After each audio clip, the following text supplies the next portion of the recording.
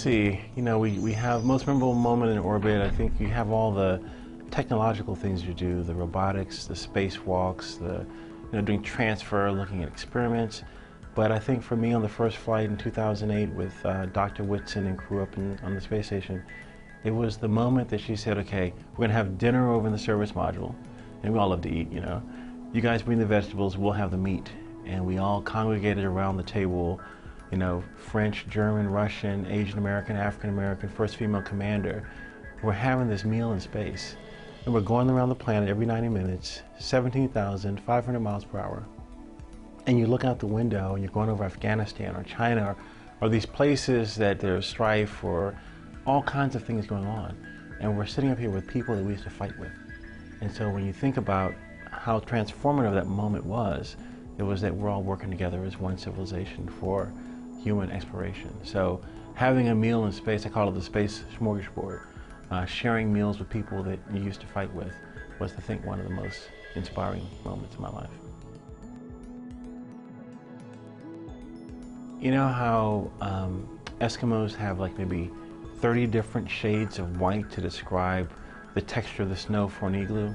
You probably need 50 different shades of blue to describe the water in the Caribbean, because the blues are just so intense.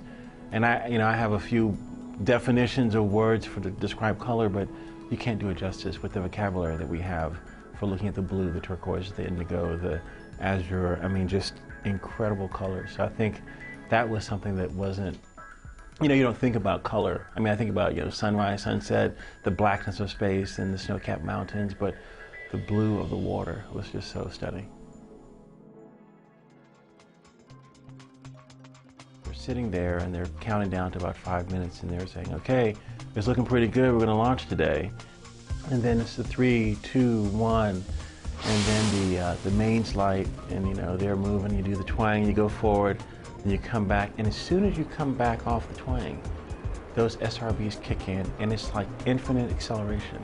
You think of a fast sports car, and you're going 100 miles an hour, and you accelerate up to 100 miles an hour, and you're pinned in your seat, but this was like, 100,000 times more intense than that, because, granted, we're only doing 3 Gs at the maximum acceleration, but still, you just feel like it's infinite. And you're pinned into your seat, you feel 3 times your weight on your chest, you're hard to breathe, you're laboring to breathe a little bit, and then, the SRBs come off, and so the load gets a little lighter, and you're like, wow, okay, we're heading to space. I'd say it's the that initial jolt, and then seeing the planet leaving you at a rapid pace was just so awe-inspiring. Yeah, I think the landing, you're coming back in the atmosphere and you're starting to build up the Gs, and you saw this plasma coming over the top of the orbiter, and you're thinking, wow, that's really hot. Back and lower in the atmosphere, and you're starting to get some Gs on you. And then, all the muscles that you didn't have to really use in space, now you're having to fight against the resistance of the suit as well as the gravitational pull. And now we're starting to come over, Central America and coming up the coast and heading to Florida, and you're just traveling so fast going around the planet. And it was like, wow, we're coming home. You land, you hit the ground, and then the vehicle starts heating up, you get pretty hot, you start just flipping switches and eventually come out. But it was just awesome teamwork, working together, people on the ground, watching the planet as you're coming back home. Hard to describe again, just fantastic.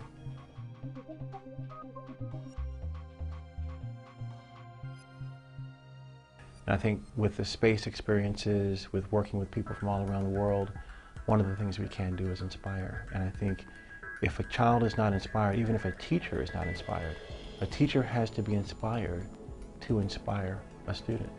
So our charter is to inspire both teachers and students, and also lifelong learners, because that is really what's going to help fuel and continue to carry the message of exploration, curiosity, and discovery. So I thought that I had that piece of me to add to the mix to allow us to help inspire the next generation. How do we put all this into this pot? We got the meat, the vegetables, the spices, to make this thing work, and to get a kid to take a little sip of this, and take a little bite of this and say, wow, I want to be an explorer. Wow, I want to be an astronaut. Wow, I want to be a scientist that's developing the next cure for cancer. Wow. I want to be the engineer that builds this new vehicle to take us to Mars. That's what we want to do, collectively, with the nation and the world.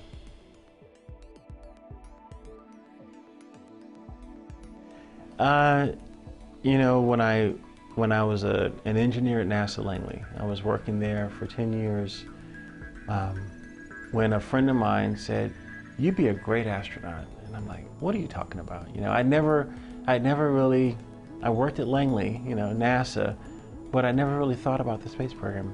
It's something that I could do, because growing up, I didn't really have aspirations of that. I love math and science, but never really saw people that looked like me, and you know, saw space as an option. Didn't have a military crew cut and flew high-performance jets and all of those things. But you know, it was after he told me this that another friend of mine got into the Corps that year that I didn't apply.